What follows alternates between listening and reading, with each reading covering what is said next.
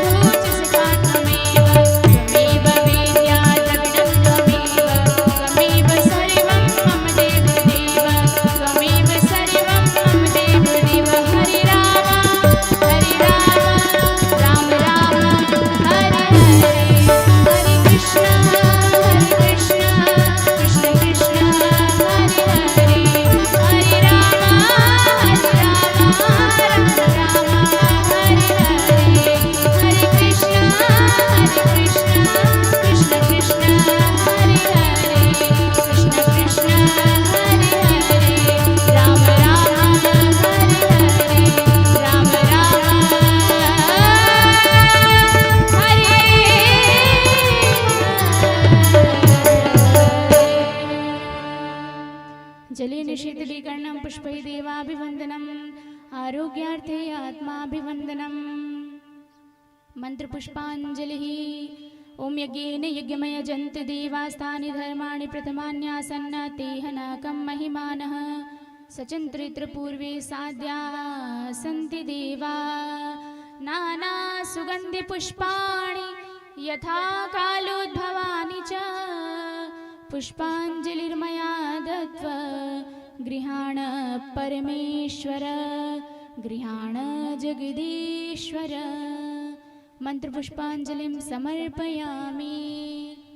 बोली श्रीमद्भागवत महापुराण की, बांके बिहारी लाल की, सांवरे सरकार की, राधा रानी सरकार की। बोल सियावर रामचंद्र की, पवन सुत हनुमान की, उमापति महादेव की। जय जय श्री राधे।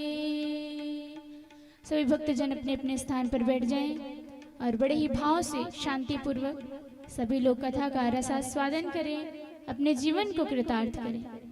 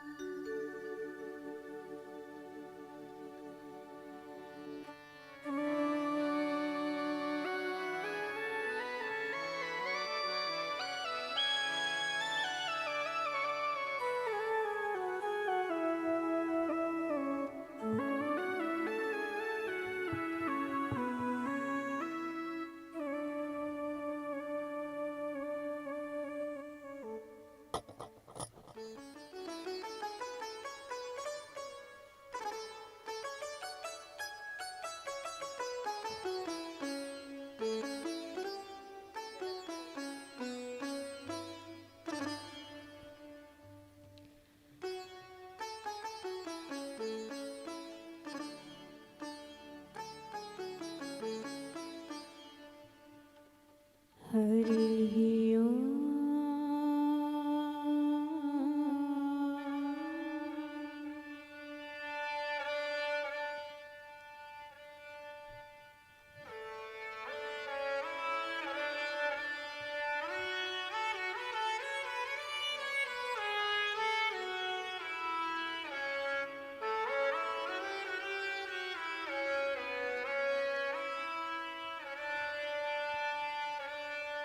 श्री गणेशाय नमः। श्री सरस्वत्यै नमः।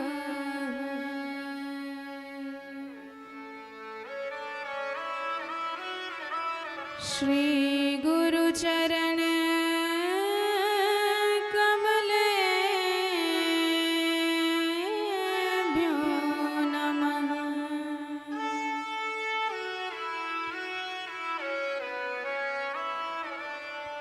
नमः परमहंसास्वादित चरण कमल चिन्मकरन्दाय भक्त जनमानस निवासाय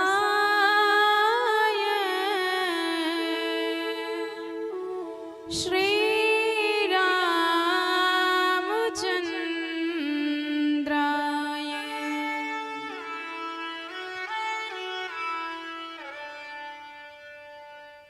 ध्येयं सदा परिभवग्नमभीष्टदोहम्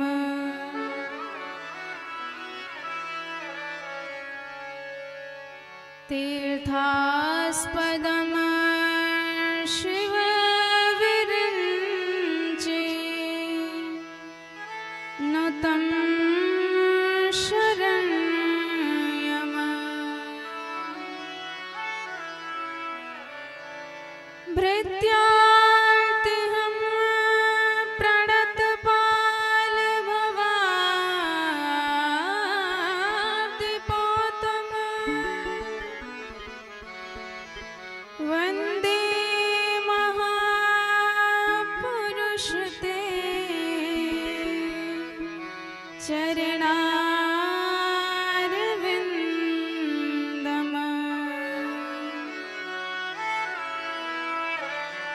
वंशी विभूषित करा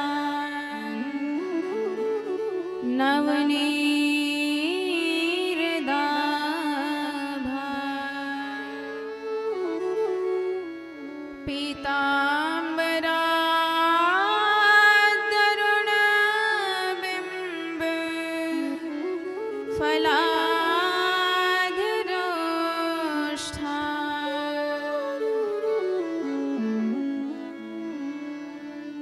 पूर्णेन्दु सुन्दरमुखा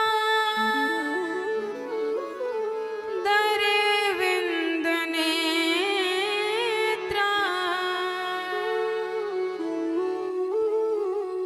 कृष्णात् परं किमपि तत्त्वमहं न जाने।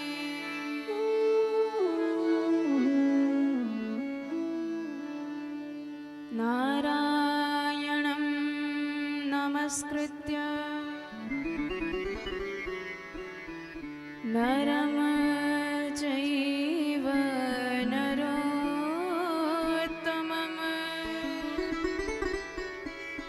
देवीं सरस्वतीं व्यासं ततो जयमुदीरये।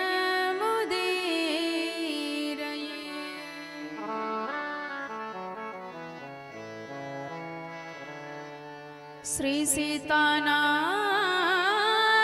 समारंभा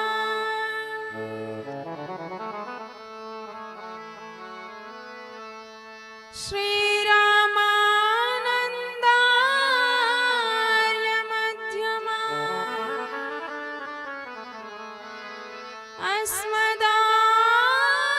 अस्मदाचार्य पर्यन्ता वन्दे श्री गुरुपरम्परा।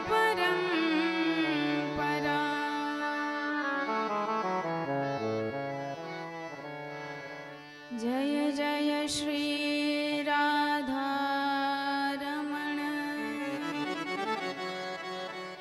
जय जय नवल किशोर जय गोपी चित चोर प्रभु जय जय माखन चोर।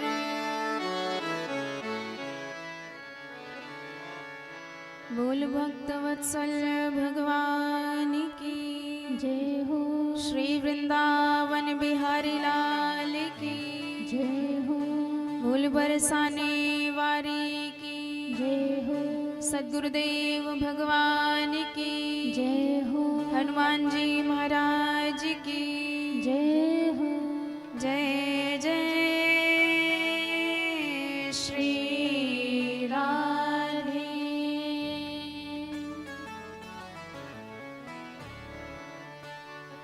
आइए बड़े भाव से इस मंगल में कथा में प्रवेश करने से पूर्व करुणा निधान भगवान के पावन चरणारविंदों में मन समर्पित करें। तत्पश्चात बड़े भाव से हम सब प्रभु के पावन लीला सिंधु में अपने मन को अवगाहित करेंगे। बोले कृष्ण कन्हैया लाल की जय हो। हे कृष्ण गोपाल हरे हे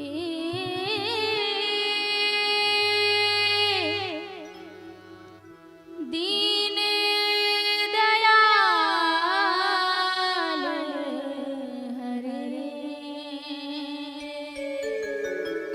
बड़े भाव से सभी लोग गाते हुए हे कृष्ण गोपाल हरे हे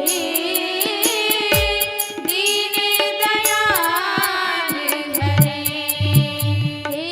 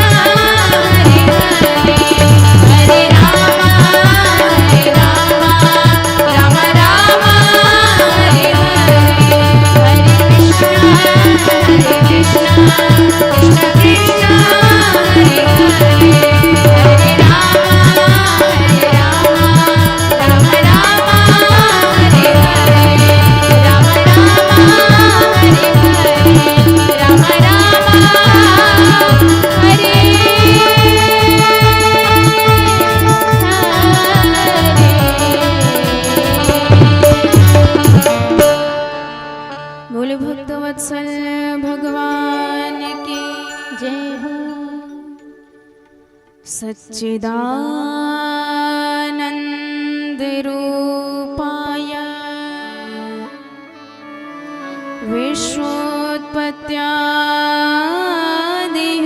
विश्वोत्पत्त्यादिहेतवे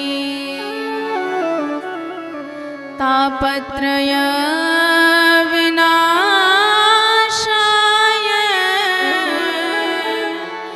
श्रीकृष्णाय वयं नुमः।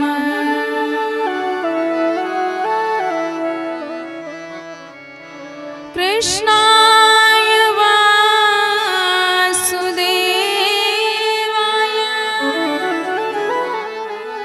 हरे परमात्मने प्रणतक्लेशनाशाय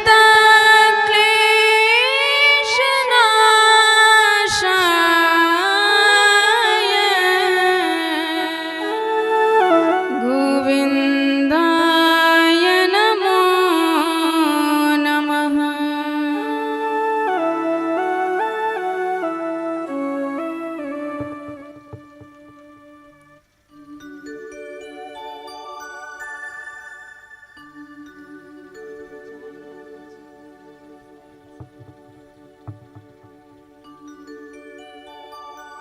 परम मंगल में भगवत स्वरूप श्रीमद् भागवत सप्ताह ज्ञान यज्ञ।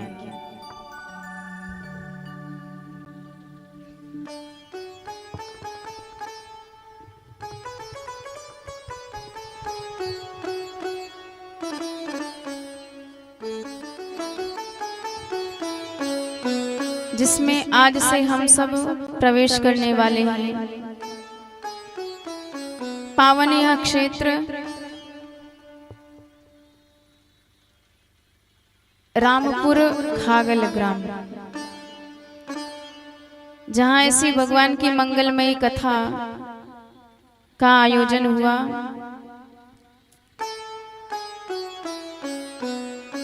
हमें बड़ा हर्ष है कि और जगह तो कथाएं होती ही रहती हैं, पर आज अपने घर में ही कथा हो रही है। हमारी बुआ जी का ही घर है, तो ऐसा आनंद और ऐसा संयोग भगवान की ही कृपा से संभव हो सकता है।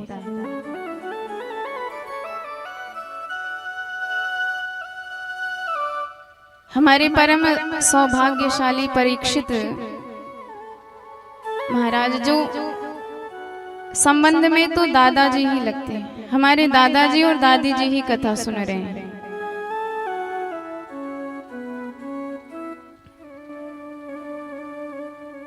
और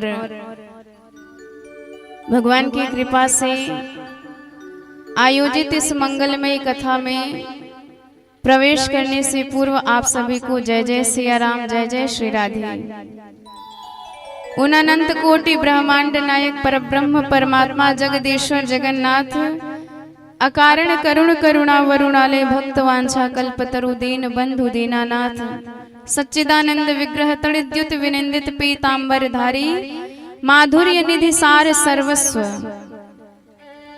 ब्रजेंद्र नंदन वृंदा विपिन बिहारी श्री कृष्ण सरकार के पावन चरणार विंदों में बारंबार प्रणति।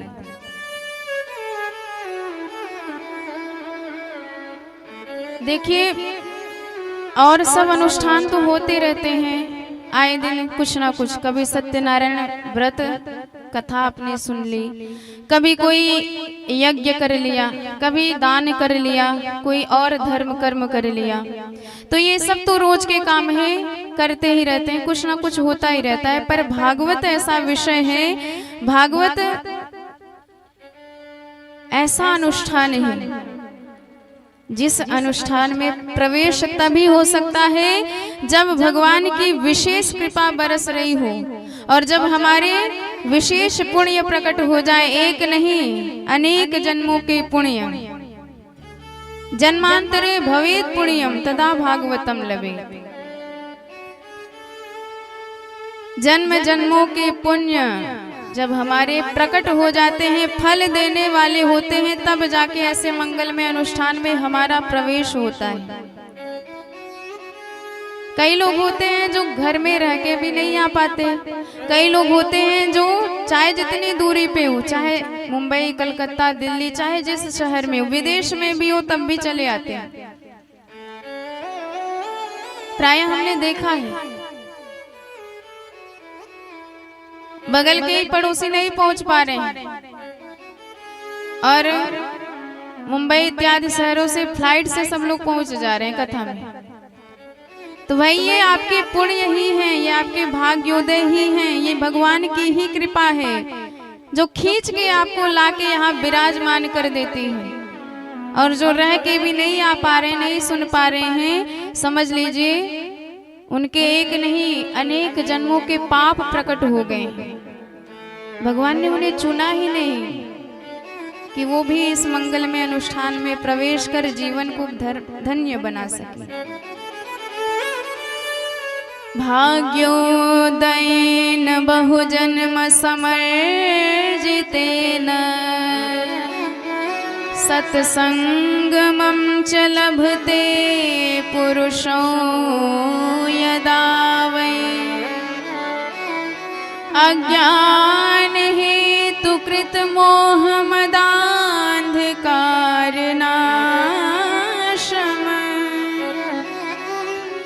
विधाय तदोदयते विवेकः।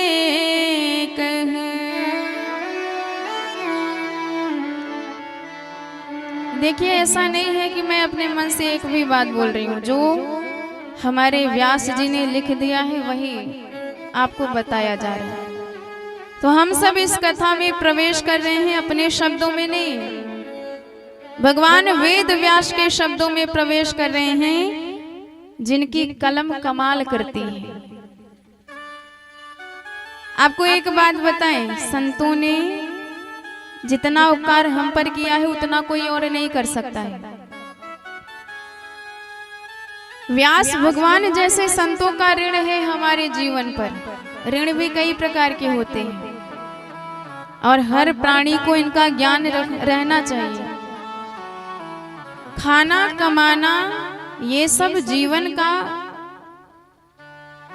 एक अंग है, तो ये सब सनातन धर्म ये हमारे जीवन का विशिष्ट अंग होना चाहिए। हम क्या हैं, किस लिए आए हैं, ये भी हमें ज्ञान रहना चाहिए। 3 ऋण हर जीव के ऊपर होते हैं, पितृ ऋण, देव ऋण, ऋषि ऋण। पितृ ऋण से आप कब मुक्त होंगे? जब आपने विवाह आदि किया, संतान उत्पन्न किया, तो उस ऋण से आप मुक्त हो जाते हैं। दूसरा देव ऋण, हमारे जितने भी अंग प्रत्यंग कार्य कर रहे हैं इन सब में देवताओं का कुछ ना कुछ हाथ जरूर है। आंखें हमारे देख पा रही हैं तो ये सूर्य देव का, चंद्र देव का प्रताप है। हम कुछ सूंघ पा रहे हैं, ये वायु देव की कृपा है। वरुण देवता की कृपा होती है जीवन में, इंद्र की कृपा, हर देवी देवताओं की कुछ ना कुछ कृपा होती है हमारे जीवन में। तो हमारा कर्तव्य है कि हम उनकी सेवा करें, उनकी पूजा करें, ताकि हम उनके ऋण से मुक्त हो सकें। तो इसीलिए समय समय पे दान, धर्म, व्रत, पूजा, पाठ, उपासना कुछ ना कुछ किया जाता है, जिससे हम इन ऋणों से मुक्त हो जाते हैं। अथवा आप कुछ मत करिए, आप जाके तुलसी जी में जल अर्पण कर दीजिए, पीपल के वृक्ष में जल चढ़ा दीजिए, तो आप पितृ ऋण से मुक्त हो जाते हैं। ये भी नहीं हो सकता है तो आप जाके महादेव को जल अर्पण कर दीजिए, सारे ऋणों से जीव मुक्त हो जाता है। एक लोटा जल ही चढ़ाना, उसमें कुछ करना नहीं है आपको, और इतना भी ना कर पाए तो धिक्कार है हमारे जीवन पे। शर्त तो ये है कि आप नित्य जल चढ़ाएं, नित्य जलार्पण करें। नित्य नहीं कर पाते हैं तो कम से कम एक दिन कर दीजिए, सोमवार के दिन ही महादेव को जल चढ़ा दीजिए। वो भी नहीं संभव है, महीने में 2 दिन, शिवरात्रि के दिन ही चढ़ा दीजिए। वो भी संभव ना हो तो साल भर में 1 दिन चढ़ा दीजिए, पर कुछ तो करिए। हमें इन ऋणों से भी तो मुक्त होना है। और तीसरा ऋषि ऋण। संतों ने भूख प्यास सह करके अपना सब कुछ त्याग करके जंगल में कितनी कठिन तपस्या करी और अनुसंधान पूर्वक हम सबके कल्याण के लिए ग्रंथों में कुछ ना कुछ लिख दिया है ताकि हमारा उद्धार हो सके। तो हमारा कर्तव्य है कि हम उन ग्रंथों का अध्ययन करें, हम उन ग्रंथों का श्रवण करें, हम उन ग्रंथों का मनन करें, हम उन ग्रंथों पर चलने का प्रयास करें, तब हम ऋषि ऋण से मुक्त हो सकते हैं। तो देखिए, कथा सुन के आप अपने ही ऋण से मुक्त होते हैं, इसलिए कथा अवश्य सुननी चाहिए। पुराण की कथा हो तब तो बात है क्या।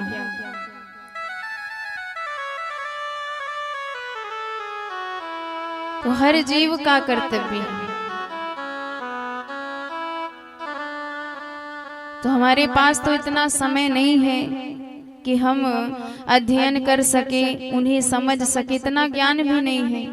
तो आप श्रवण कर लीजिए ना, श्रवण करने में क्या जाता है आपका। 24 घंटे हमने दुनिया की सेवा में समर्पित कर दिया है, मात्र प्रभु के लिए 2-3 घंटे निकालने की बारी आई तो तुरंत हमारा पाप प्रकट हो जाता है।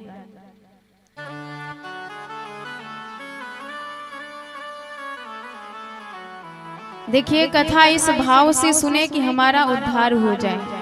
कथा इस भाव से सुने कि हम साक्षात भगवान की सेवा कर रहे हैं, हम साक्षात भगवान की पूजा कर रहे हैं। क्योंकि श्रीमद् भागवताख्योयम प्रत्यक्षम कृष्ण एव ही। श्रीमद् भागवत जी कोई और नहीं है, साक्षात हमारे कृष्ण कन्हैया ही है। जो पूजा आप मंदिर में जाके उन्हें नहलाते हो, धुलाते हो, चंदन इत्यादि लगाते हो, माला पहनाते हो, भोग लगाते हो, जो फल आपको प्राप्त होगा ऐसी पूजा करने के बाद, वही फल आपको मात्र ये कथा सुनने के बाद मिल जाएगा। बैठे बैठे कुछ करना नहीं है, क्योंकि ये कन्हैया का वांग्मय विग्रह है शब्द रूप में।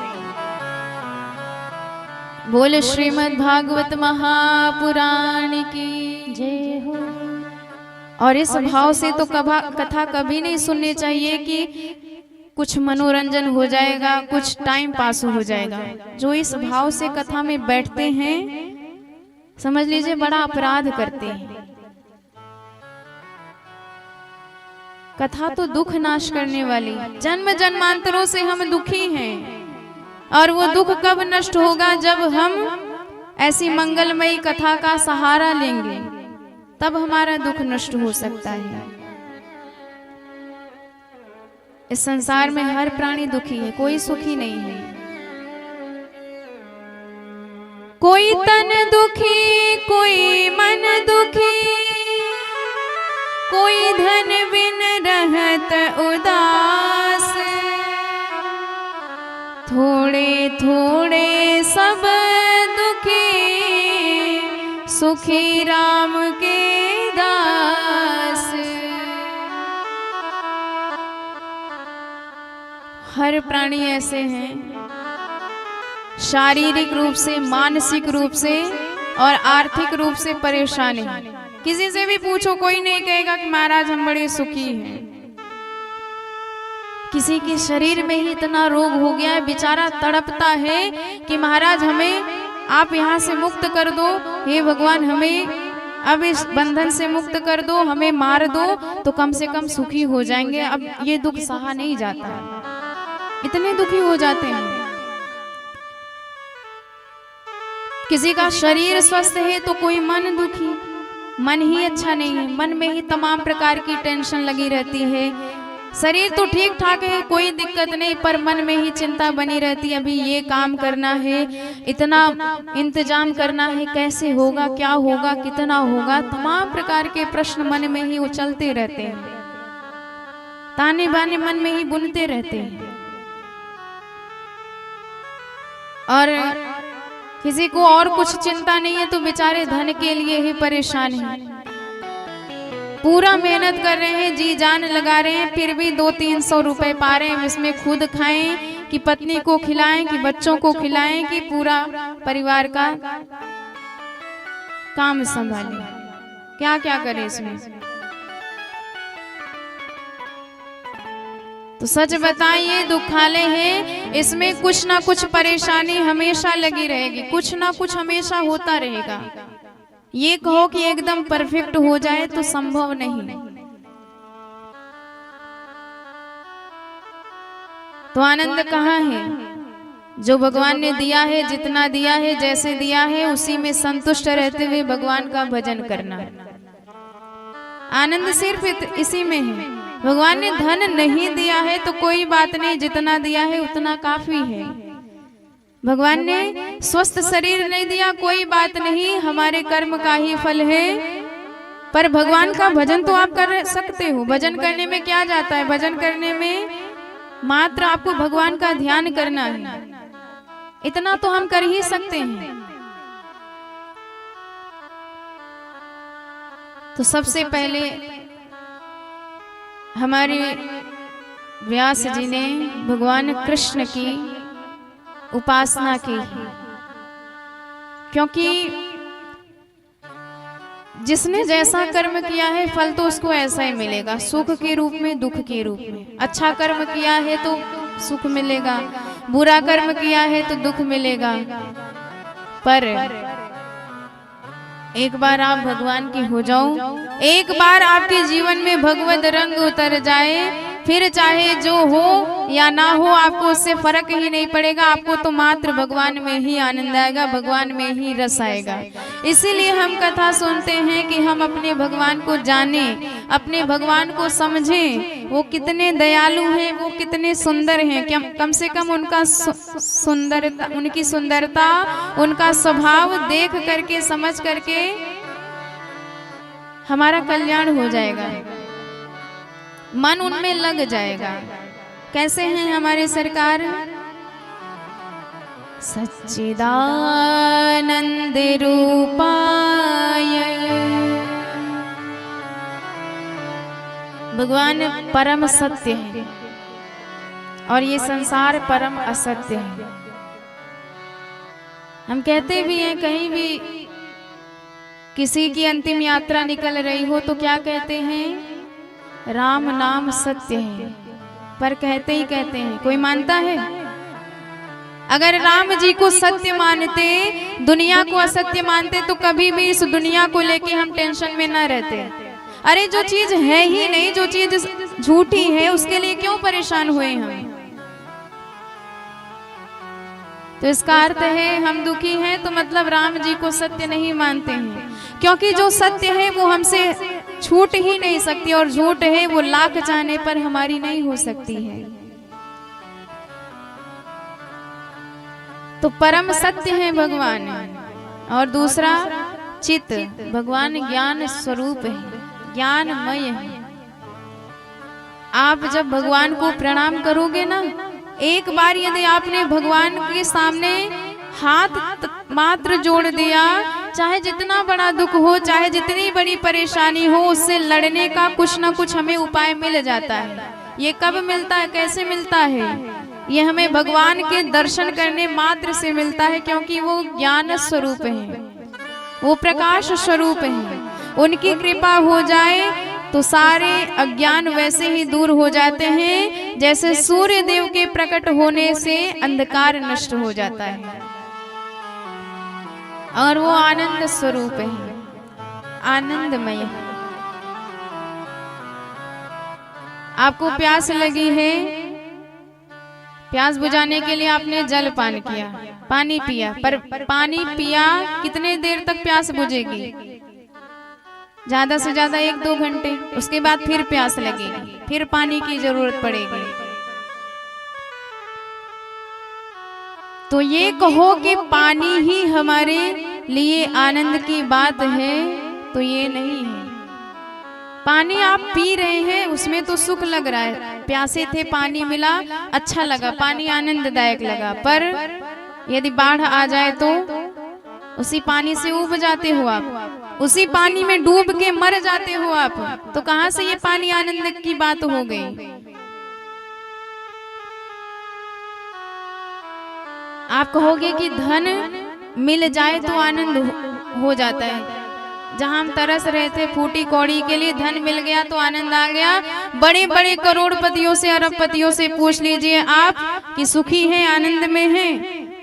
कहेंगे कि जब कुछ नहीं था 10-10 रोटी खाते थे, 10-10 घंटे की नींद लेते थे। आज जब सब कुछ है तो नींद भी गई, रोटी भी गई। नींद की गोली खाने के बाद भी नींद नहीं आ रही है। जब से पैसा आया, ऐसा ऐसा रोग आया, डॉक्टरों ने किसी ऑपरेशन में 50,000, किसी ऑपरेशन में 5 लाख ले लिया। पैसा आपका डॉक्टरों की ही सेवा में जा रहा है, डॉक्टरों की ही फीस में जा रहा है। ये नियम है दुनिया का, जो जितना अमीर है वो इतना ही दुखी है।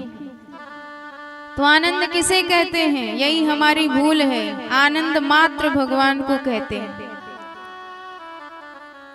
अरे उन संतों से पूछो जिन्होंने दुनिया छोड़ दी है, मात्र भगवान के भजन में मस्त हैं, व्यस्त हैं, वो आनंद में है। उन्हें किसी से कोई लेना देना नहीं, कोई रोग नहीं, कोई चिंता नहीं, कोई जिम्मेदारी नहीं, मात्र प्रभु के, प्रभु उनके, बस यही सबसे बड़ा धन है।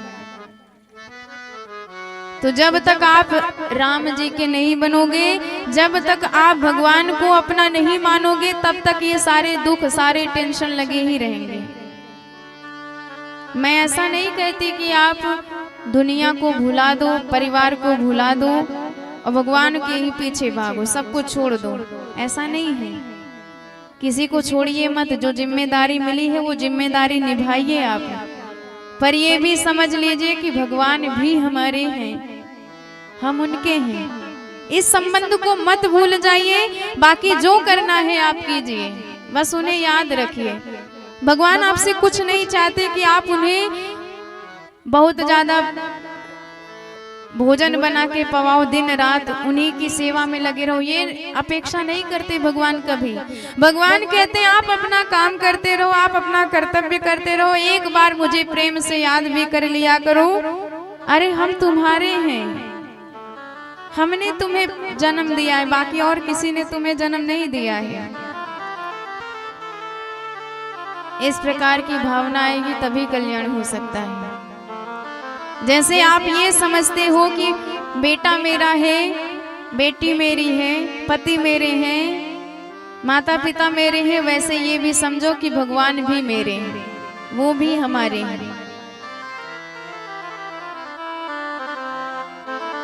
कथा का उद्देश्य यही है। जो हम भगवान को भूल बैठे हैं, वही भगवान हमारे बन जाएं, इसी संबंध को याद दिलाने वाली ये कथा है।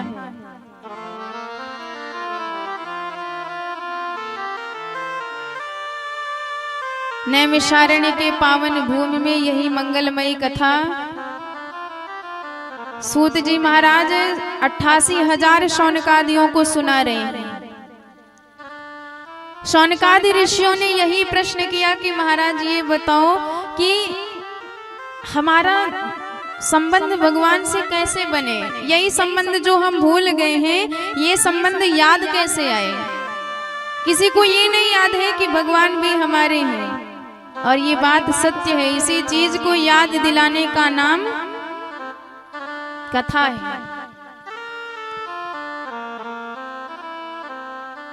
अज्ञान ध्वांत विध्वंस कोटि सूर्य समप्रभा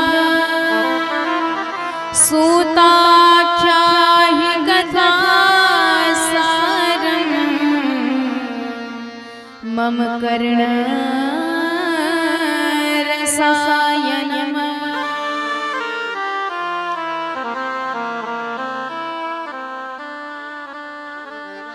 कैसे हम ज्ञान बढ़ाएं, भक्ति बढ़ाएं, वैराग्य बढ़ाएं, कैसे दुनिया से हट करके भगवान से जुड़े, यही प्रश्न किया। तब हमारे सूत जी बताते हैं कि भाई ये चीज मैं आपको तभी बताऊंगा जब हमारे गुरुदेव की कृपा होगी, क्योंकि भगवान क्या है, क्या चीज है, ये ज्ञान हमें किसी गुरु के ही सानिध्य में प्राप्त हो सकता है। अब भगवान की एक मर्यादा भी है, भगवान आपको तभी मिलेंगे जब आप गुरु से दीक्षित होंगे। आपने कोई दीक्षा नहीं ली है तो आपका जप तप भजन पूजन करना सब व्यर्थ चला जाता है। अच्छा देखिए, जैसे हम पैसे आपके कब सुरक्षित रहेंगे? जब आपने बैंक में खाता खुलवाया, जब आपके नाम का अकाउंट खुला, तब आप जितने पैसे उसमें इकट्ठा करेंगे वो आपके पैसे सुरक्षित रहेंगे, कोई नहीं चुरा सकता उसे। ठीक इसी प्रकार जब हम गुरु से दीक्षित हो जाते हैं, दीक्षा ले लेते हैं, तो जो भी हम भजन पूजा पाठ मंत्र जप इत्यादि करते हैं वो सब सुरक्षित रहता है, उन सब का परिणाम होता है, फल मिलता है। पर हमने किसी गुरु की शरणागति ग्रहण ही नहीं करी, मात्र अपने को ही सर्वश्रेष्ठ मान करके बढ़ने लगे, तो आप भटक जाओगे, पर आपको भगवान नहीं मिल सकते। लक्ष्य तक तभी पहुंचोगे जब किसी गुरु की कृपा प्राप्त होगी। इसलिए पहले मर्यादा स्वरूप गुरुदेव का ध्यान किया, तब जाकर के फिर बताते हैं सूत जी महाराज कि संसार में सबसे बड़ा भय है मृत्यु का।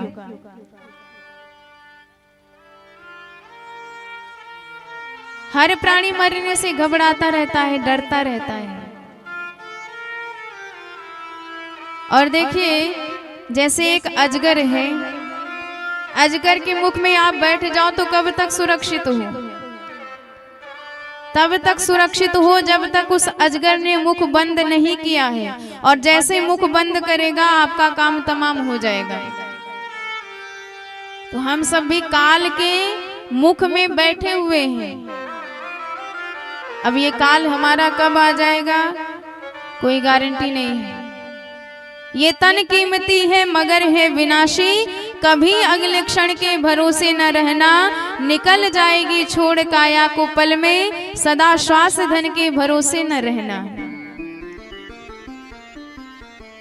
हमने जन्म लिया, ये गारंटी थोड़ी है कि हम 100 साल तक ही जिएंगे। कई लोग होते हैं जो 10 दिन भी नहीं जीते, कई लोग होते हैं पैदा होते ही मर जाते हैं, कई लोग होते हैं 20 साल, कई लोग होते हैं 40 साल। तो कब कौन सा क्षण आपका आखिरी हो जाए कोई गारंटी नहीं। अभी आप कथा सुन रहे हो, लौट करके घर पहुंच पाओगे कि नहीं ये भगवान ही जानते, हमें नहीं पता है।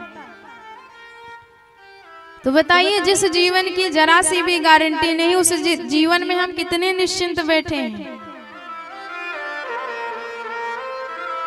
तो मृत्यु ये अटल सत्य है, और इसके पहले ही आपको अपना उद्धार कर लेना है। और अगर उद्धार नहीं हो पाया तो जैसे आपने साल भर की पढ़ाई करी, पर परीक्षा में ही आप फेल हो गए, तो आप फिर से आपको उसमें उसी कक्षा में नाम लिखाना पड़ेगा। तो ये मानव जीवन एक बार गया, फिर 84 लाख योनियों के बाद मनुष्य योनि मिलेगी, चक्कर लगाना पड़ेगा। इसलिए जो मिला है इसी में आप अपना कल्याण कर लीजिए। काल व्याल मुखग्रास त्रास निर्नाश हेतवे, श्रीमद् भागवतं शास्त्रम् कलो किरेण भाषितम्।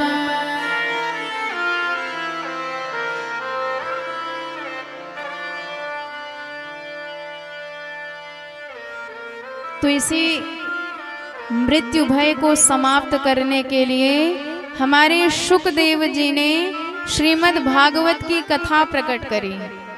परीक्षित जी को भी 7 दिन में मरने का श्राप लगा, सब उपाय खोज रहे हैं क्या किया जाए, कैसे कल्याण हो। हमारे शुकदेव जी प्रकट हुए, उन्होंने कहा उपाय हम बताते हैं। भगवान की कथा से बढ़ करके कोई उपाय नहीं है मृत्यु से बचने के लिए।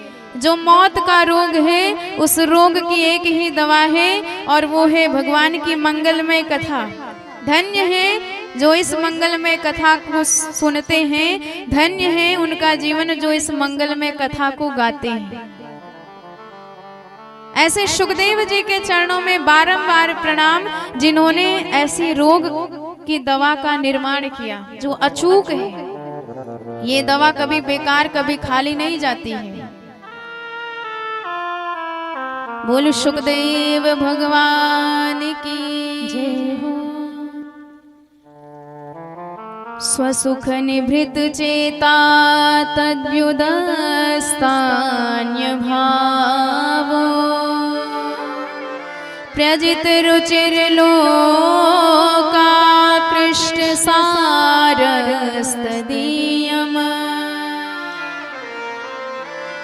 व्यतनुत कृपया तत्त्वदीपं पुराणं तमखिल व्रजनघ्नं व्यास सूनुं नतोऽस्मि। आइए एक बार बड़े भाव से अपने सुखदेव भगवान के पावन चरणों में मन समर्पित करें, उन्हें बार बार प्रणाम करें कि ऐसी मंगलमयी कथा का उन्होंने प्राकट्य किया, जिससे चाहे जितना बड़ा दुख हो, चाहे जितना बड़ा क्लेश हो, चाहे जितना बड़ा रोग हो, सब दूर हो जाता है। बोल भक्त वत्सल भगवान की जय हो। हरि की कथा सुनाने वाले, प्रभु की कथा सुनाने वाले, तुमको लाखों प्रणाम, तुमको लाखों प्रणाम। हरि की कथा सुनाने वाले,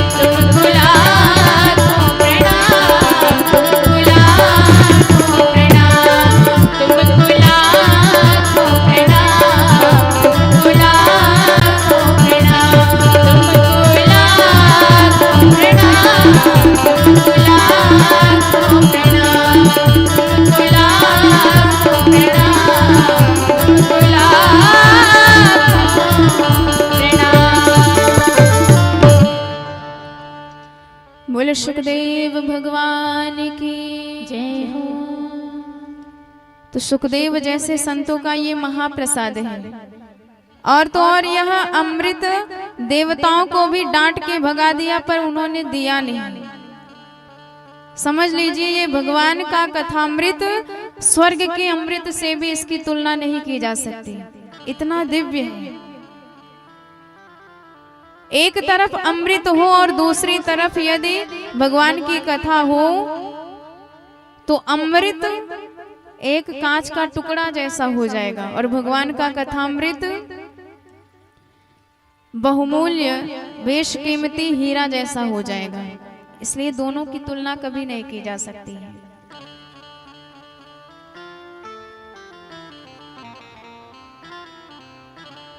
क्व सुधा क्व कथा लोके क्व काचो क्व मणिर्महान् ब्रह्मरातो विचार्यैव तदा देवाञ्जहासः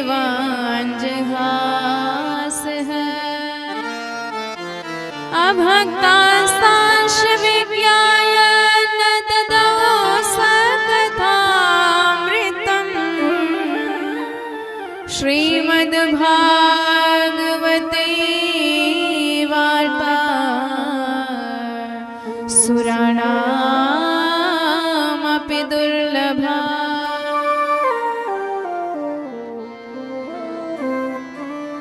बड़े बड़े देवताओं को भी जो अमृत नहीं मिलता है वो अमृत आपको मिल रहा है यहाँ।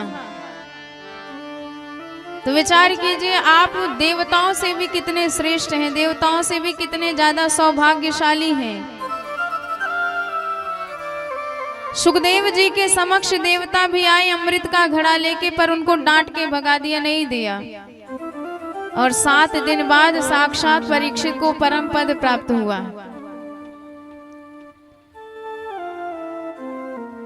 और जब श्रीमद् भागवत की तुलना में ब्रह्मा जी ने समस्त ग्रंथों को रखा तो श्रीमद् भागवत सबसे ज्यादा भारी निकला। क्यों? क्योंकि इसमें तो साक्षात जगदाधार कन्हैया ही विराजमान है। एक श्लोक, एक अक्षर आप सुन रहे हैं, सुनने में तो शब्द लग रहा है, पर ये शब्द नहीं, ये हमारे रसराज, हमारे कृष्ण कन्हैया हैं, जो शब्द के रूप में आपके कानों के द्वारा आपके हृदय में पहुंच रहे हैं। इसलिए श्रवण करने की इतनी महिमा है कि भगवान हमारे चित्त में, हमारे हृदय में विराजमान हो जाते हैं, बैठ जाते हैं। लघुनिन्यानि जातानि गौरवेण इदं महान् तदा ऋषिगणा सर्वे विस्मयं परमं ययुः। अब प्रश्न हुआ कि ये कथा 7 दिन में ही क्यों सुनते हैं? किसी की ज्यादा इच्छा हो वो तो 11 दिन, 21 दिन, पूरे महीने भर भी तो सुन सकता है, और किसी का मन ना हो तो 3-4 दिन सुन ले, पर 7 दिन ही क्यों नियम बनाया? तो सूत जी कहते हैं नारद जी को सनत कुमारों ने ये कथा सुनाई तो 7 दिन की विधि बन गई। एक बार की बात है, बद्री विशाल में चारों कुमार सनक, सनंदन, सनातन, सनत कुमार घूम रहे थे। एकदा ही विशालाय चत्वारः ऋषियो मला सत्संगार्थम समायाता ददृशुस्तत्र नारदम। सामने से नारद जी आते दिखाई दिए। नारद जी का चेहरा देखा, बड़े दुखी थे। अब जब सनत कुमारों ने नारद जी को दुखी देखा तो विचार किया कि नारद जी तो ज्ञानी है और ज्ञानी कभी दुखी नहीं रहता है, क्योंकि ज्ञानी को किस बात की चिंता, उसे तो पता है सब कुछ बेकार है, झूठा है। अच्छा एक बात बताएं, संत दुनिया के दुख को दूर करते हैं, और जब संत ही दुख से दुखी रहेंगे, मुंह बनाए फिरेंगे, तो उनको देख के दुनिया वालों पर क्या बीतेगी? वो तो कहेंगे लो महाराज जी दुखी हैं। तो तो प्रश्न किया आप किस कारण से दुखी हैं, कहाँ से आ रहे हैं, कहाँ जा रहे हैं, विस्तार से बताइए। कथम ब्रह्मन दीन मुख कुतश्चिन्तातुरो भवान् त्वरितम गम्यते कुत्र कुतश्चागमनं तव।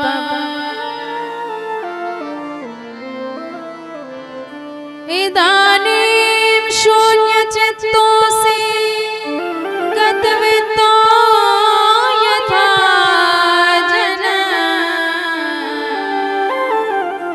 तवेदम मुक्तसंगस्य नोचितं वद कारणम्।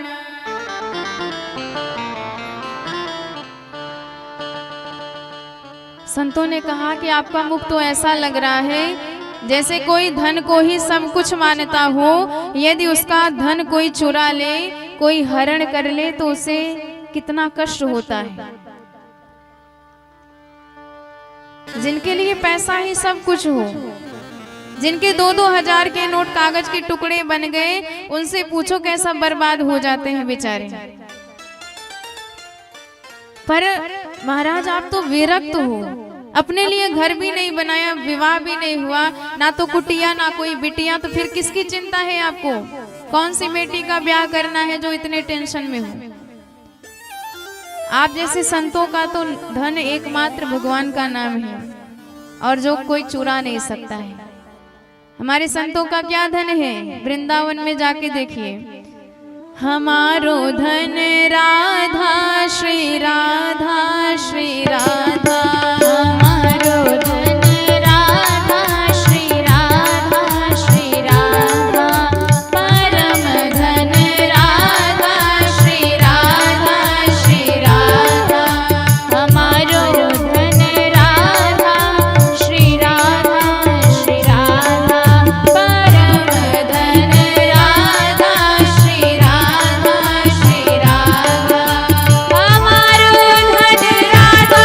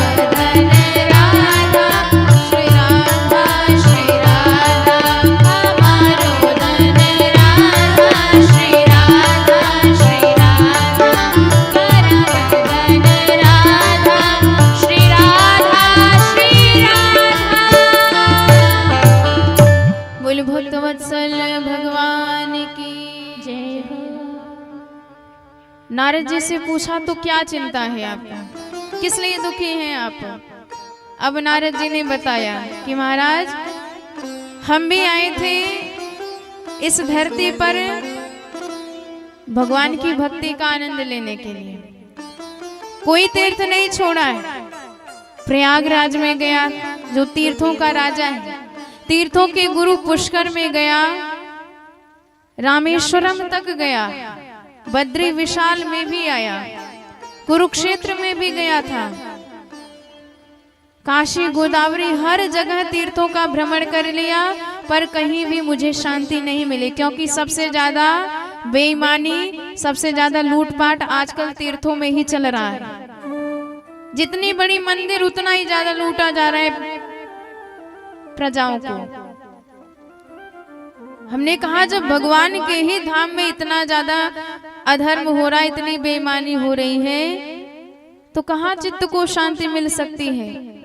दर्शन करने के लिए एक नहीं करोड़ों लोग आते हैं, पर किसी का भी हृदय दर्शन करने लायक नहीं होता है। सबके हृदय में कुछ ना कुछ बुरा भाव जरूर चलता रहता है। भगवान के सामने जाएंगे तो भगवान से ज्यादा अपने सामान का ध्यान होगा। जूता भी निकालेंगे ऐसी जगह जहां से भगवान भी दिखते रहे और जूता भी दिखता रहे। तो ऐसे पूजन का, ऐसे भक्ति का क्या मतलब। पुष्करम च प्रयागम च काशीम गोदावरीम तथा हरिक्षेत्रम कुरुक्षेत्रम श्रीरंगम सेतु बंधनम एवमादिषु तीर्थेषु भ्रममाणे तस्ततः पर ना पश्यम कुत्रचित शर्म मनस संतोष कारकम। मुझे कहीं भी शांति नहीं मिली। संतों के यहाँ गया, वहां भी विडंबना। देखने में तो बड़ी बड़ी जटाएं, बड़ी बड़ी मालाएं, गेरुआ वस्त्र, ऐसी ठाट, ऐसी व्यवस्था कि इनसे बड़ा संत कोई हो ही नहीं सकता, पर भीतर क्या चल रहा है कोई नहीं जानता है।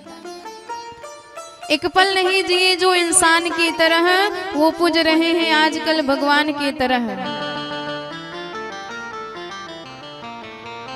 मेहरबानी मीडिया की रुपयों की वजह से दुनिया में छा गए हैं तूफान की तरह। औरों को देते हैं शांति का उपदेश और आपस में लड़ते हैं पहलवान की तरह। क्या मतलब ऐसे संतत्व का। हमने सोचा गृहस्थियों के यहाँ देख ले तो वहां भी विडंबना। गृहस्थियों की क्या हालत है, जब तक बहू रानी घर में नहीं आती तब तक माता पिता की खूब सेवा होती। जहां बहू आई न जाने कौन सा जादू चला, माता पिता की कोई सेवा ही नहीं करना चाहता, कोई बात ही नहीं करता उनसे। जबरदस्ती घर में पड़े भी रह जाए तो एक कोने में पड़े रहते, कोई लेना देना ही नहीं उनसे। कुछ विशेष काम करेंगे तो ससुराल से, साले साहब से ही परामर्श लेके करेंगे। और आपको एक बात बता दें, जहां मंत्र देने वाले शकुनी महाराज होंगे वहां महाभारत होना पक्का है। उठा पटक पति पत्नी में ही मची रहती है, लड़ाई झगड़ा 24 घंटे कला है। और जहां संपत्ति दी जाती है वहीं समधी बनते हैं। जहां संपत्ति नहीं दिया आपने, फिर वो समधी नहीं बनेंगे। बेचा जा रहा है आजकल अपने बच्चों को। ऐसे संबंध कहाँ टिकेंगे। धर्म कर्म से तो किसी का लेना देना ही नहीं है। ये सब करने वाले कलयुग जी महाराज हैं।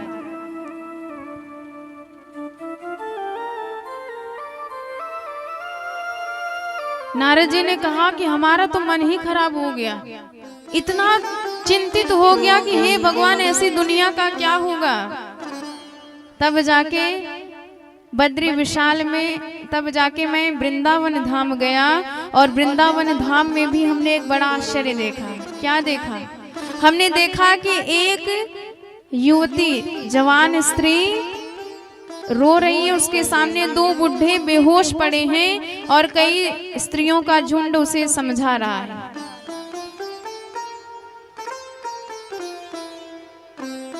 तत्राश्चर्यं मया दृष्ट्वा श्रूयतां तन्मुनीश्वरा एका तु तरुणी तत्र निशर्णा खिन्न मानसा। अब हमने उसे रोते देखा तो सोचा जाए पता लगाएं क्या कारण है।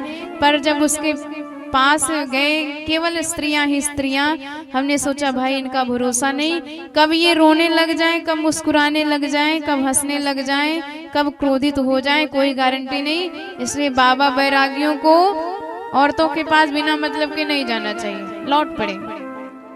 पर जैसे ही लौटे कि उस स्त्री ने पीछे से आवाज लगाई कि महाराज एक क्षण मेरी दुख व्यथा को दूर करके तो जाइए, क्योंकि बड़े संयोग से, भाग्य से आप जैसे संत के दर्शन होते हैं। भो भो सा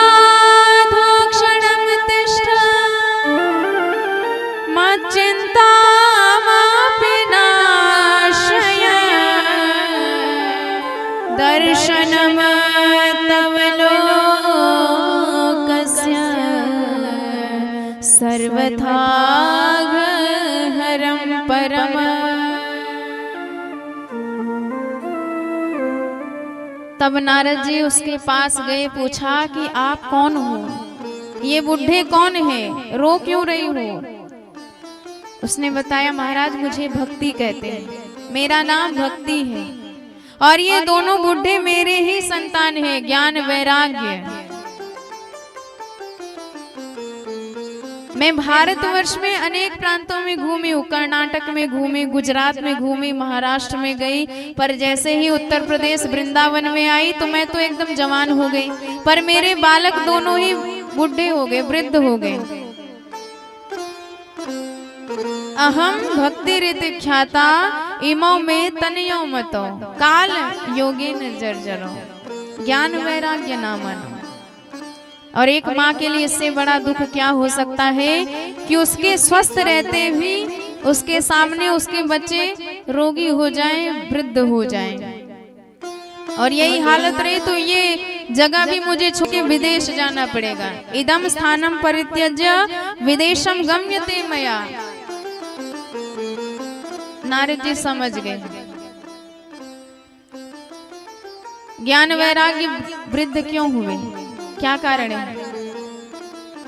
क्योंकि हम ज्ञान वैराग्य को अपने जीवन में उतारते ही नहीं हैं। कलयुग में भक्ति तो खूब किया जाता है, पर भगवान से किसी का लेना देना नहीं है। आपने भगवान की मूर्ति मंगा के रख ली, दो समय उन्हें अगरबत्ती घुमा दिया, मिश्री का प्रसाद लगा दिया, भोग हो गई उनकी पूजा, अलमारी में पड़े रहते हैं। ऐसा प्रेम नहीं। जिस दिन भगवान से प्रेम हो जाएगा अपनों के जैसे, जैसे हम अपने बच्चे से प्रेम करते हैं, उसका ख्याल रखते हैं हर घड़ी हर पल, जिस समय भगवान से भी ऐसा प्रेम हो जाएगा उस समय आपकी भक्ति श्रेष्ठ रहेगी, उस समय आपकी भक्ति भक्ति मानी जाएगी, नहीं तो भक्ति आपकी बाझ मानी जाएगी। जब ज्ञान ही ना हो, वैराग्य ही ना हो, दुनिया से आपका मोह छूट ही नहीं रहा है, भगवान से प्रेम बढ़ ही नहीं रहा है, तो वह भक्ति बाझ मानी जाती है। नारद जी ने कहा, मैया ये सब कलयुग का प्रताप है, क्योंकि सदाचार ही नहीं है। पहले क्या होता था, हम सूर्योदय से पहले उठते थे, आज 12 बजे उठ रहे हैं सूर्योदय के बाद। पहले माता पिता को प्रणाम करते थे, पर आज माता पिता को आंख दिखाते इतनी जल्दी क्यों उठाया? पहले उठते ही प्रभाते कर दर्शनम, हाथ का दर्शन करते थे, क्योंकि हमारे हाथ में ही लक्ष्मी जी का, गोविंद का, सरस्वती जी का वास है। इनका दर्शन करने से इन सब में वृद्धि होती है। सुबह सुबह उठ के दर्शन करना चाहिए, पर आज की स्थिति है प्रभाते कप दर्शनम। जब तक चाय की प्याली घर वाली बेड पे ना पहुंचा दे तब तक हमारा गुड मॉर्निंग नहीं होता है। बिना चाय पिए गुड मॉर्निंग नहीं, उठेंगे नहीं बेड पर से। ये सदाचार रह गया। कहाँ से भक्ति आएगी, कहाँ से ज्ञान होगा, कहाँ से वैराग्य होगा? जब नियम कानून ही जीवन में नहीं रहेगा तो कहाँ से भक्ति बढ़ेगी?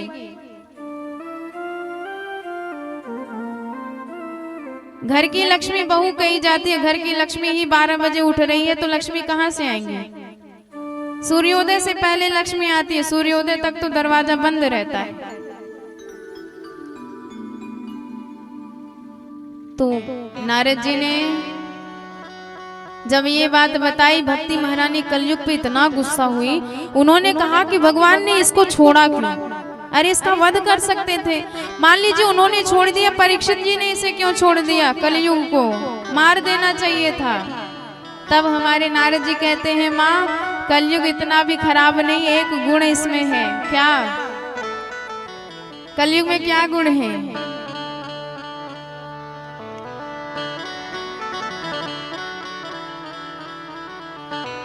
यत् फलम नास्ति तपसा न योगेन समाधिना तत्फलम लभते संयम कलौ केशव कीर्तनात्। कलयुग का क्या गुण है जिस युग में हम सब हैं। आपको सतयुग में भगवान को पाना है तो लाखों लाखों वर्ष तक तपस्या करनी पड़ेगी नियम से रह के। हमसे तो ये कभी नहीं हो पाएगा।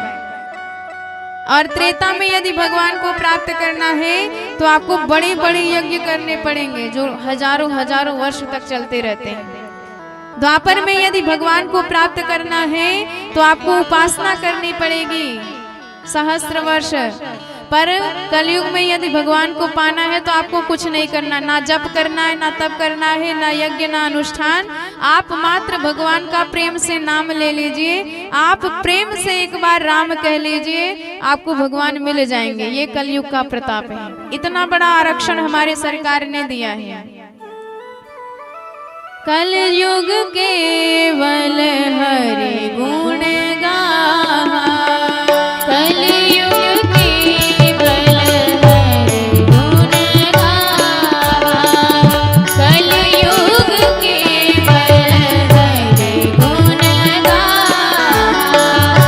गावत नर पावै भव खाहा, गावत नर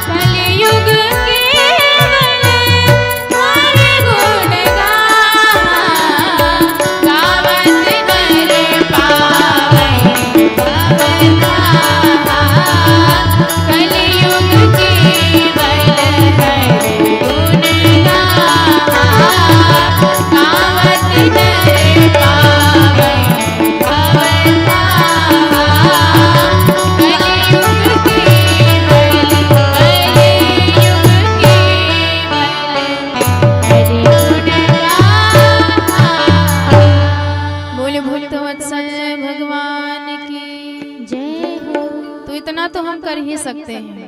भक्ति मैया परम गदगद हुई। नारद जी कहते हैं कि भक्ति मैया आपको चिंता करने की क्या बात है। अरे आप तो भगवान की प्राण वल्लभा हो, आपके पीछे पीछे भगवान रहते हैं। जहाँ जिस हृदय में भक्ति को देखते हैं, अब वो हृदय चाहे हाथी का ही हो, चाहे कुत्ते का हो, चाहे चांडाल का हो, चाहे ब्राह्मण का हो, जिस हृदय में भक्ति मैया है भगवान उस हृदय में आए बिना नहीं रह सकते। इतना प्रेम करते हैं भक्ति मैया से।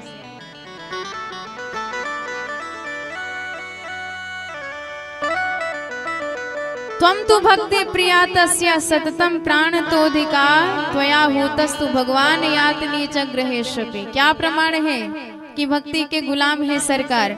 प्रमाण ये है कि जब हम भोजन बनाते हैं, हमें तो इतनी औकात नहीं कि हम भगवान को प्रसन्न कर सके अपना भोजन खिला करके। कुछ न कुछ कमी रह ही जाती है, पर हम उस भोजन में तुलसी दल डाल देते हैं। तुलसी भक्ति महारानी है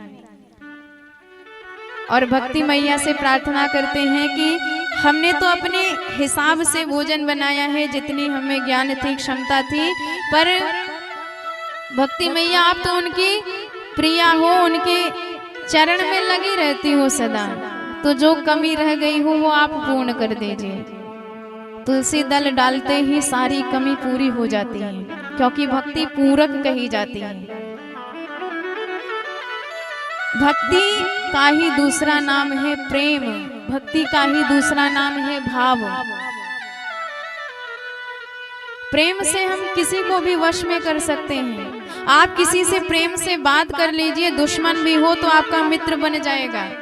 आप किसी से श्रद्धा से प्रणाम भी कर लीजिए तो आपकी इज्जत, आपकी सम्मान उसके दृष्टि में ऊंची हो जाएगी, क्योंकि भाव सभी चाहते हैं, प्रेम सभी चाहते हैं।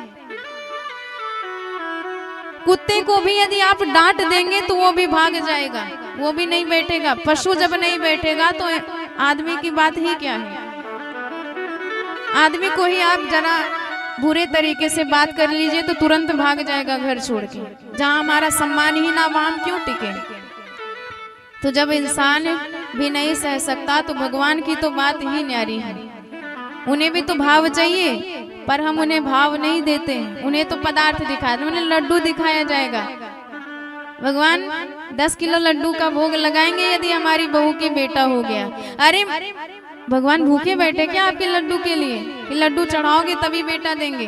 प्रेम से एक बार कह दो, हमारे करुणा निधान इतने करुणा वरुणालय हैं, बिना नाम सुने गजेंद्र का उद्धार करने चले आए। एक बार गजेंद्र ने पुकार लिया, नाम ही नहीं लिया था।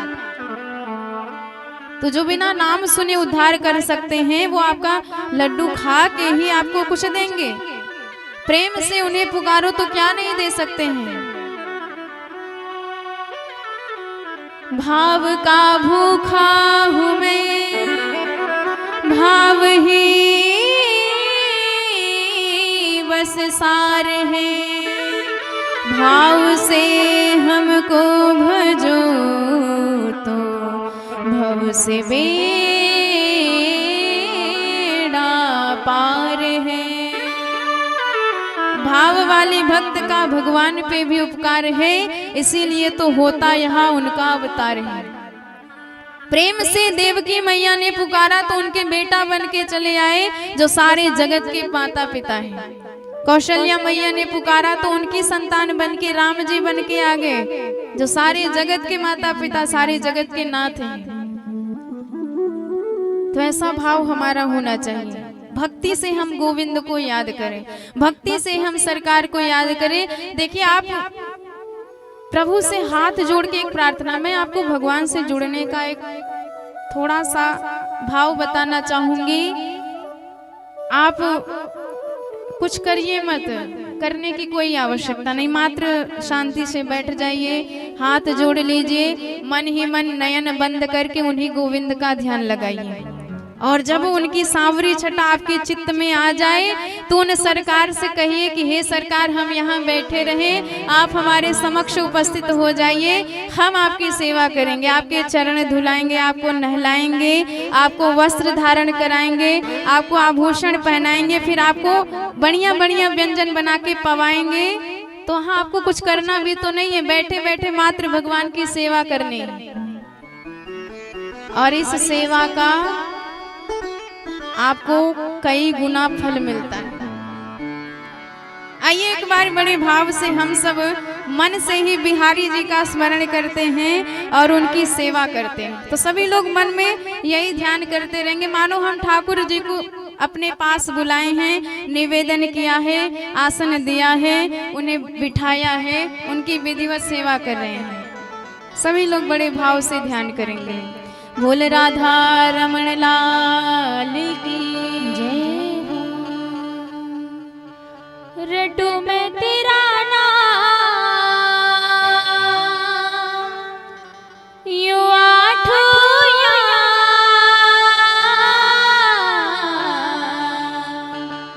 रटू में तेरा नाम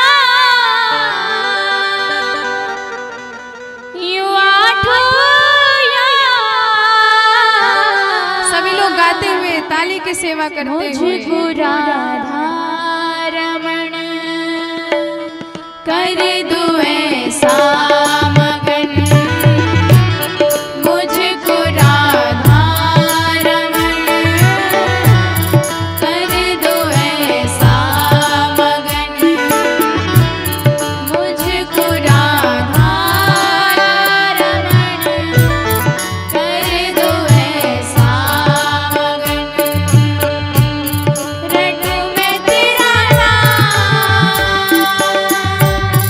यू आठों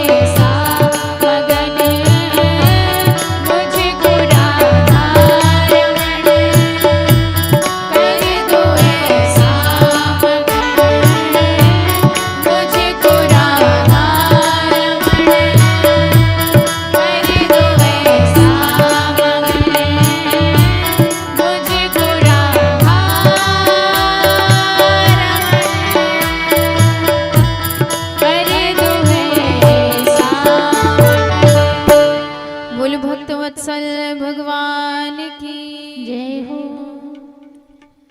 नारद जी ने भक्ति की खूब महिमा गाई और बताया कि आपको चिंता करने की आवश्यकता नहीं है, भगवान आपके दुख दूर करेंगे। हरि स्मृति सर्व विपद विमोक्षणम, भगवान की याद आ जाए उसी वक्त सारे दुख अपने आप दूर हो जाते हैं। दुख तब तक है जब तक उनकी याद नहीं आती। उनकी याद आते ही सारे दुख सारे कष्ट सब अपने आप दूर हो जाते हैं। सकृष्ण क्वापिनो गतः, और वो कहीं गए नहीं है कि उन्हें हमें ढूंढना पड़ेगा। कहाँ हैं वो? तो हमारे हृदय में विराजमान है। और हृदय में बैठे भगवान को याद करना है तो मात्र नयन बंद करना है, तुरंत पहुंच जाएंगे रक्षा करने के लिए। उन्हें पुकारना है, कितनों ने पुकारा, सबका उद्धार हुआ।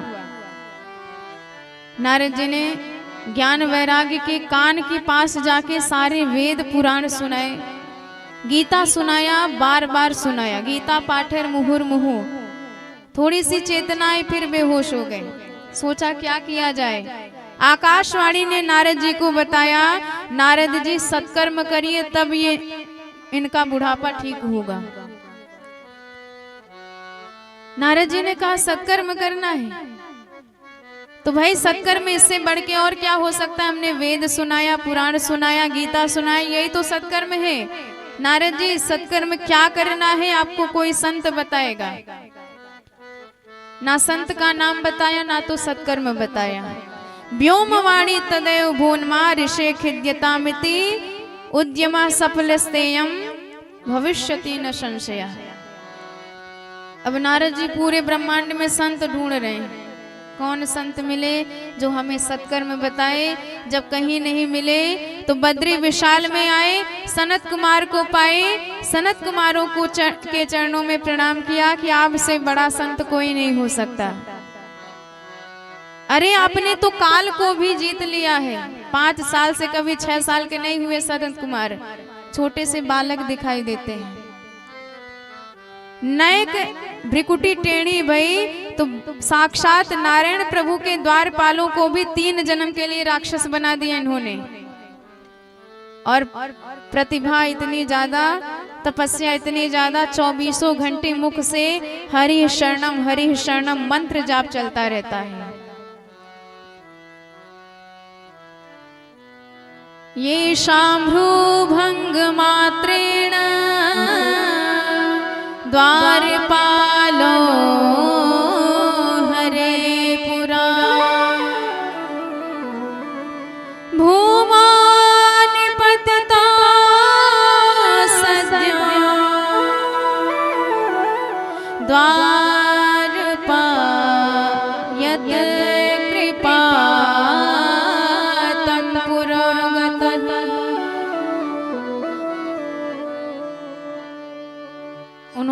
उन्हीं से कहा कि आप बताइए सत्कर्म किसे कहते हैं।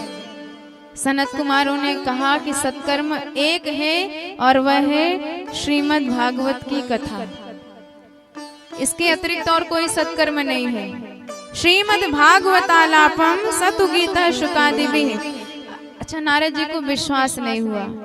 उन्होंने कहा कि वेद का फल है श्रीमद् भागवत। अच्छा जरा बताइए, जो काम वृक्ष से नहीं हुआ वो काम उसके फल से कहाँ हो जाएगा।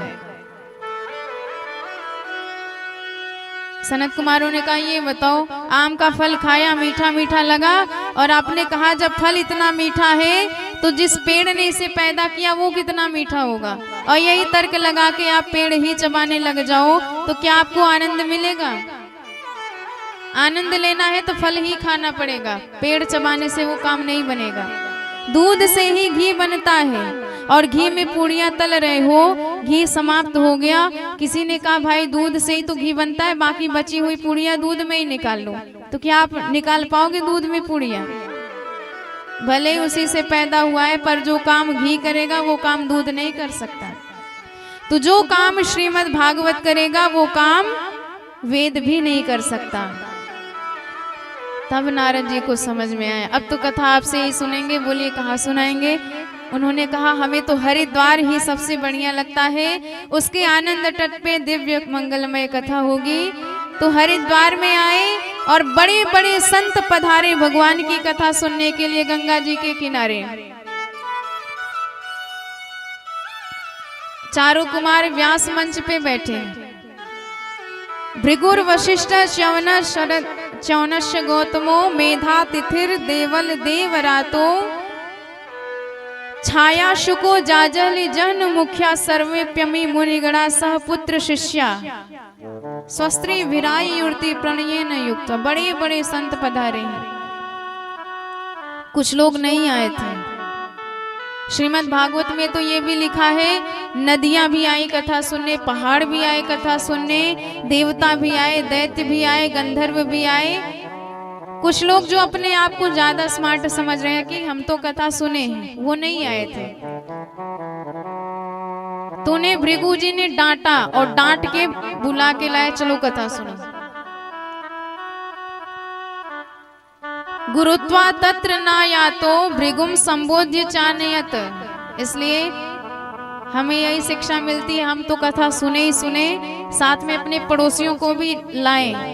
प्रेम से लाए, ना आए तो जबरदस्ती डांट के लाएं, क्योंकि वो सुनेंगे तो उसका फल भी आपके खाते में जाएगा। इसलिए सुने और सुनाएं, दोनों काम करना चाहिए।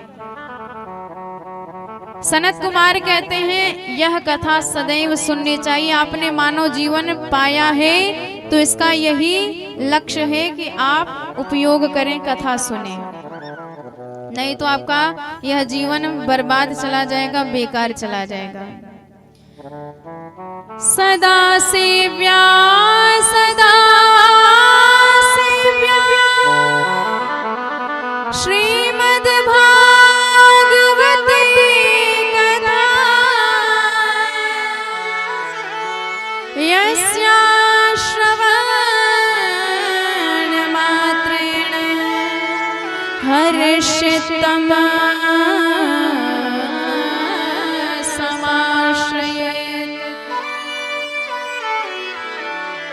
और जो कथा नहीं सुनते हैं वो श्वास लेते हुए कुत्ते के समान है, मुर्दे के समान है, चांडाल गधे के समान है। खूब गालियां जम के सुनाए।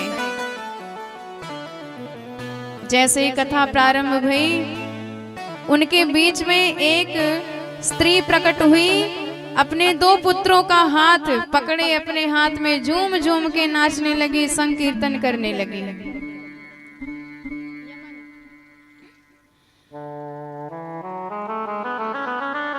भक्ति सुतौ तौ तरुणो गृहीत्वा प्रेमैक रूपा सहसा विरासे।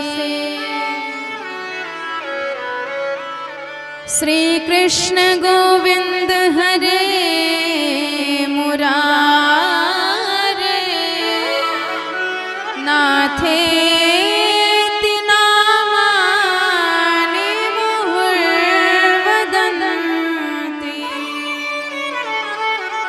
बोल भक्ति महारानी की जय हो। कथा प्रारंभ हुई नहीं कि ज्ञान वैराग्य स्वस्थ हो गए, उनका बुढ़ापा चला गया। इसीलिए इस कथा को ज्ञान यज्ञ कहा जाता है। हमें ज्ञान मिलता है, हमारा जीवन किस लिए, हम क्यों हैं, हमारा जन्म किस लिए हुआ है, इसलिए ये ज्ञान यज्ञ कहा जाता है। भक्ति मैया ने कहा, महाराज ये बताओ मैं कहाँ बैठूं, क्या करूं, मेरा स्थान भी तो बताइए, सबको तो आपने स्थान दिया है। हमारे सनत कुमार कहते हैं, भक्ति मैया यहाँ जितने भी श्रोता दिख रहे हैं, जितने भी वैष्णव, जितने भी संत दिख रहे हैं, सबके हृदय में बैठ जाओ, क्योंकि त्रिभुवन में वही धन्य है जिसके हृदय में भक्ति बैठी है। जहाँ भक्ति वहाँ भगवान आएंगे, भक्ति ही नहीं है तो भगवान बिल्कुल नहीं आएंगे। भगवान झांकते हैं पहले हृदय में, और जहाँ प्रभु ने झांका, काम क्रोध मद लोभ छल कपट ईर्ष्या द्वेष, भगवान समझ गए हाउसफुल, भाग जाते हैं, सीट ही नहीं है। पर जब भक्ति आती है ना, हमारी माताओं को पता होता है सफाई कैसे की जाती है। प्रायः पुरुष लोग तो वैसे एकदम बिखरा बिखरा पड़ा रहता, उसी में जाएंगे लेट भी जाएंगे, पर हमारी माताएं सब कुछ एक तरफ करेंगी, सजाएंगे, संवारेंगे, साफ सुथरा करेंगे, झाड़ू लगाना खूब अच्छी तरीके से आता है। अब कोई बहुत ही फूहड़ हो उसकी बात भगवान जाने, पर ये काम माताओं को बड़ी अच्छी से आता है। तो भक्ति भी जब हृदय में आती है तो साफ सफाई करती है, सारी विकार दूर करती है। सकल भुवन मध्य निर्धनास्ते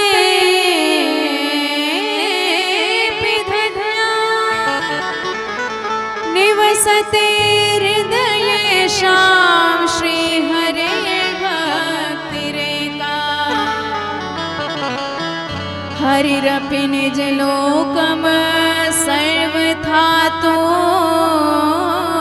विहाय प्रविशते हृदय तेषां भक्ति सूत्रोपनिषद्।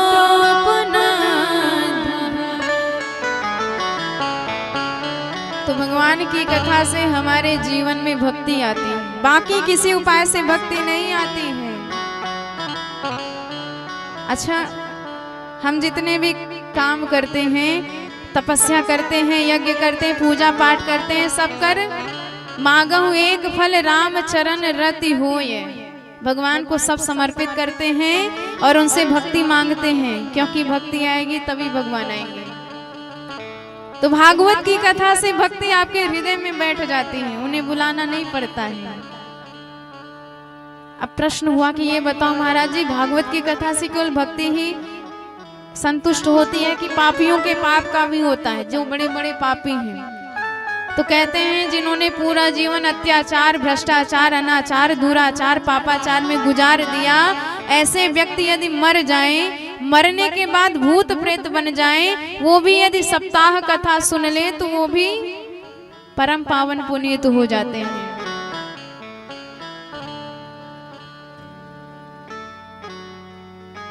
ये मानवा पाप कृतस्तु सर्वदा सदा दुराचार रता विमार्गगाः क्रोधाग्नि दग्धा कुटिलाशकामिन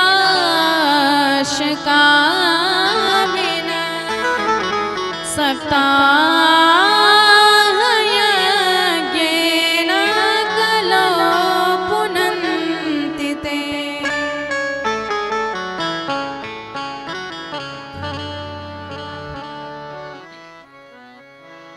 तो ऐसा कभी हुआ है? अब गोकर्णोपाख्यान सुनाया कि तुंगभद्रा जी के तट पे एक पंडित जी रहते थे जिनका नाम था आत्मदेव शर्मा। तुंगभद्रा तटे पूर्वम भूत पत्तनमुत्तमम सर्वे वर्णा स्वधर्मेण सत्य सत्कर्म तत्परा। पंडित जी तो बड़े विद्वान थे, भगवान की कृपा से सब कुछ था, ना पैसे की कमी थी, ना सुख सुविधा की कमी थी, पर इनकी पंडिताइन बड़ी खतरनाक थी। नाम था धुंधली देवी, और जैसा नाम वैसा इनका काम, और ऐसा गुण था इनमें कि वो गुण भगवान की विशेष कृपा हो तभी किसी नारी पर आ सकते हैं। पंडित जी तो पूजा कराने घर घर चले जाते यजमान के, पर पूरे दिन पंडिताइन का राज्य रहता, या तो खुद किसी से लड़ बैठती या तो आपस में चुगली करवा के किसी को लड़वा देती। जब तक 2-4 बार पड़ोसियों से लाठी चार्ज ना हो जाए तब तक इसके पेट का पानी हजम नहीं होता था, इतनी खतरनाक थी।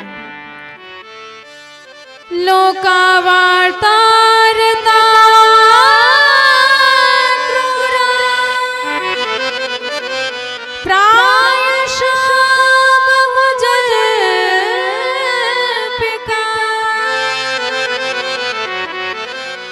सूराच गृह कृत्येषु तत्कृपणा कलह प्रिया। और एक बात बताएं, जब पंडित जी आ जाते आरती की थाली लेके खड़ी हो जाती, मानो सती अनुसुईया के बाद दूसरा नंबर इन्हीं का आता हो। पर प्रभु कहते हैं आप में लाख दोष हो, आप वैसे ही मेरे सामने आ जाओ, हम तुरंत आपको स्वीकार कर लेंगे, क्योंकि जो हो वही बन के आए हो। पर हो कुछ, बन के कुछ मेरे सामने आ जाओ, तो ऐसे कपटी व्यक्ति हमें बिल्कुल पसंद नहीं। शूर्पणखा थी राक्षसी, सकल एकदम भयंकर, पर भगवान के सामने सुरूपा बन के आई। भगवान ने उसे देखा भी नहीं, नाक कान भी कट गए उसकी, क्योंकि प्रभु को निर्मल हृदय वाले पसंद है। आप बाहर से क्या हो भगवान नहीं देखते हैं, आपका अंतःकरण कितना शुद्ध है, आपके मन में कितनी शुद्धता है, भगवान ये देखते हैं। मन आपका साफ रहना चाहिए, मन निर्मल रहना चाहिए, क्योंकि मन में ही भगवान का वास होता है। शरीर से कोई भगवान रीझते नहीं है। निर्मल मन जन सो मोहि पावा, निर्मल मन जन सो मोहि पावा, निर्मल मन जन सो मोहि पावा। मोहि कपट छल छिद्र न भावा, मोहि कपट छल छिद्र न भावा, निर्मल मन जन सो मोहि पावा। मोहि कपट छल छिद्र न भावा, निर्मल मन जन सो मोहि पावा, निर्मल मन जन सो मोहि पावा। मोहि कपट छल छिद्र न भावा, निर्मल मन जन सो मोहि पावा। मोहि कपट छल छिद्र न भावा, मोहि कपट छल छिद्र न भावा। बोले भक्त वत्सल भगवान की जय हो। तो भगवान को निर्मल हृदय पसंद है। मंदिर में आप लाख जाके पूजा करो, लाख स्तुति पाठ करो, हाथ पैर जोड़ो, लाख पदार्थ चढ़ा दो, पर हृदय में ही गाली दे रहे हो, भगवान से प्रार्थना करो सरकार उसका इतना नुकसान करवा दो। हृदय में इतना बुरा भाव आपके भरा है तो भगवान की भक्ति कहाँ से प्राप्त होगी। वो सर्वज्ञ है।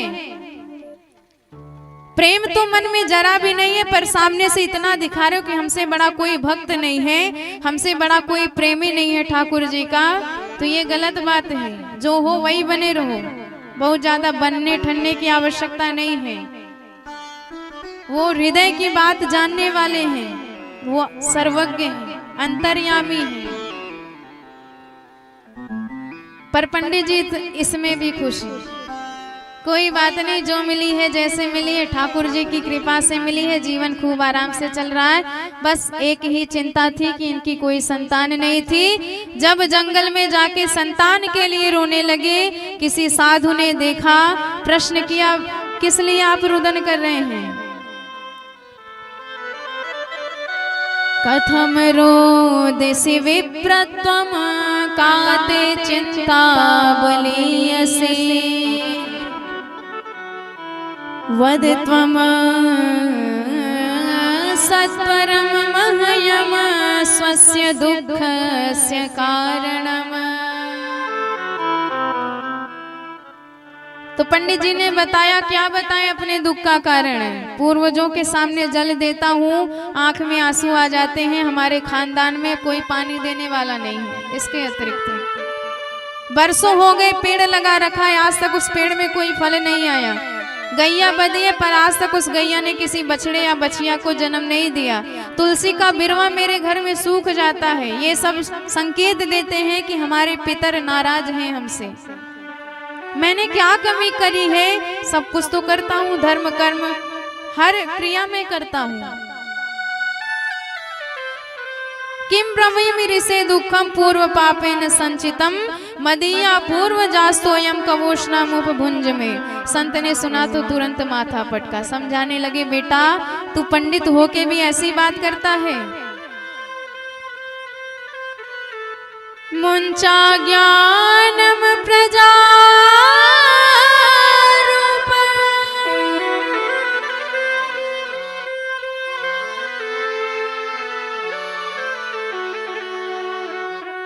अरे ज्ञान का उपयोग करो। जो कर्म तुमने किया है वो कर्म कभी बेकार नहीं जाएगा। अच्छा कर्म किया है तो उसका भी फल मिलेगा, बुरा कर्म किया है तो उसका भी फल मिलेगा। तो समझ लो दुख मिला है तो हमारे बुरे कर्म का फल मिला है, सुख मिला है तो अच्छे कर्म का फल मिला है। संतोषी बने रहो और भगवान को अपना मानो। जो भगवान ने संबंध नहीं दिया है उन संबंध में भगवान को ढालो। माता पिता नहीं है तो भगवान को ही माता पिता मान लो, संतान नहीं है तो भगवान को ही संतान मान लो।